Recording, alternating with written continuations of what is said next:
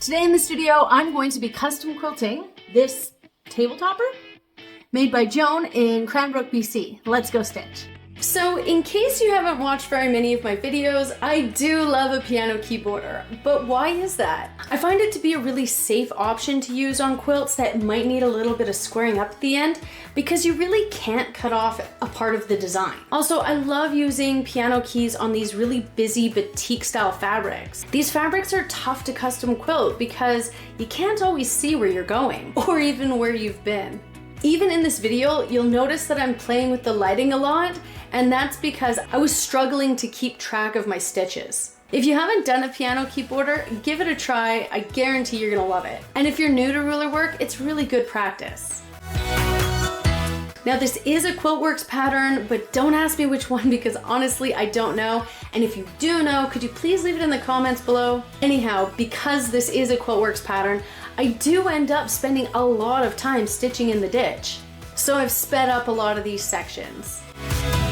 I did do some curved cross hatching in these corner sections, but as you can see, it was kind of a waste of time because you really can't see it because of these busy fabrics. If you want to see a video on my 3 tips on how to work with busy fabrics, I'm going to link that in the description below. I am using 2 layers of batting here. I'm using a layer of 80/20 and a layer of high loft poly. Now these are my favorite curved rulers. They are from the Quilted Pineapple and I think I'm using a number 12.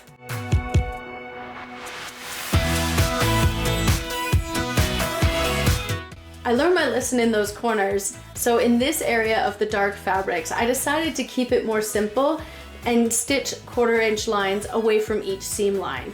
And I did it on either side because just in case those pieces weren't the same width, I knew my lines were going to be. Lots of people don't like stitching in the ditch, but I think that leaves a quilt looking unfinished.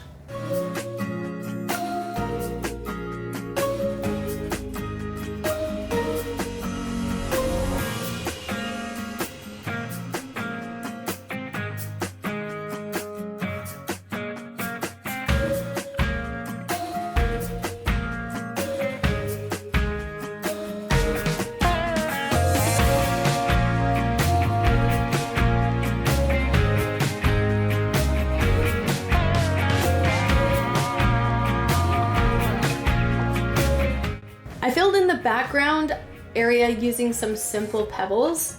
I think that by varying the sizes of these pebbles gave the background a beautiful texture and suited the simplicity of the overall design.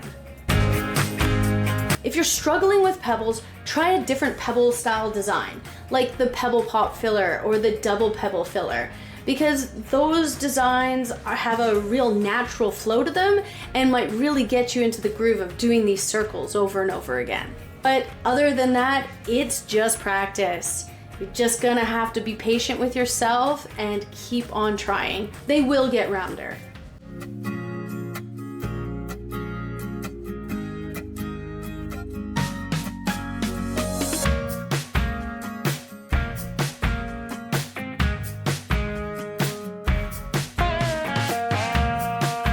I kept the details in the flying geese area simple as well, just by adding these echo lines. Because I have 2 layers of batting, I really wanted those flying geese to stand out because Joan did such a good job piecing them.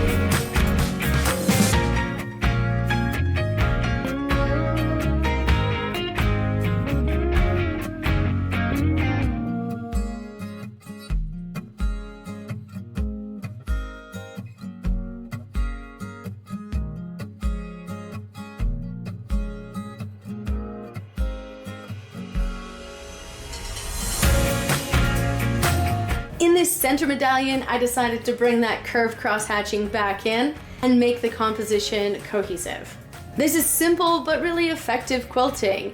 And then I came in with just a little bit of matchstick quilting for some added drama.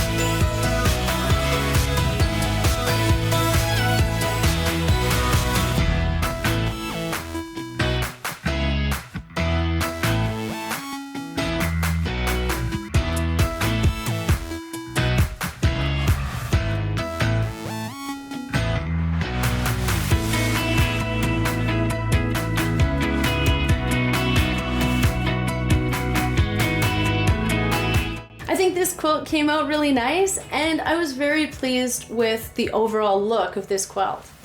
But I wasn't done with Joan yet, because she sent me a second one.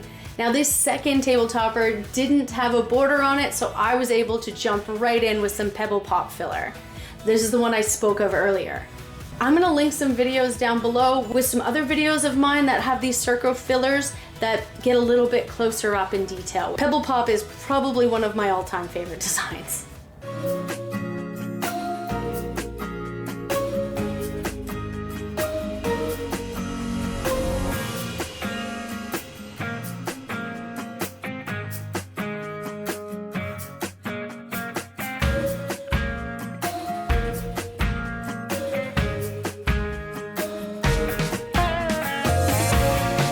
I kept my stitching in the Flying Geese the same as the last topper, but in the corners I decided to switch it up and not do the curved cross hatching again, just added some more straight lines because I found that to be a really effective way of quilting these fabrics.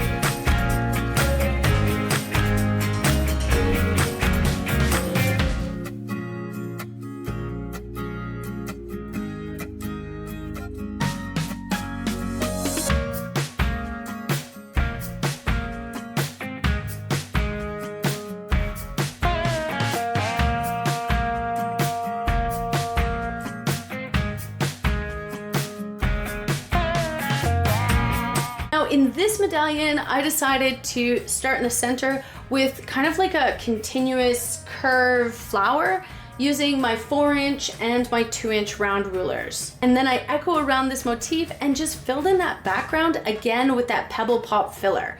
I think it added so much texture and interest to this quilt, I just had to keep going with it.